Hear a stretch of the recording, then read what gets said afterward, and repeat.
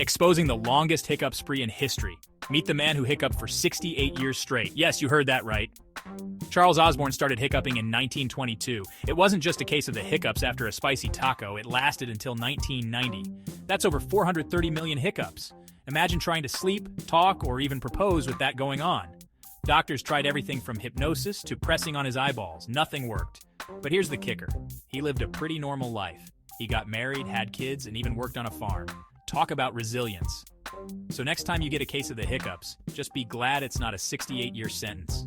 Got any quirky fun facts? Drop them in the comments. Remember, no matter how weird your hiccups get, you're in good company. Hit that like button and share this with your friends who might need a laugh.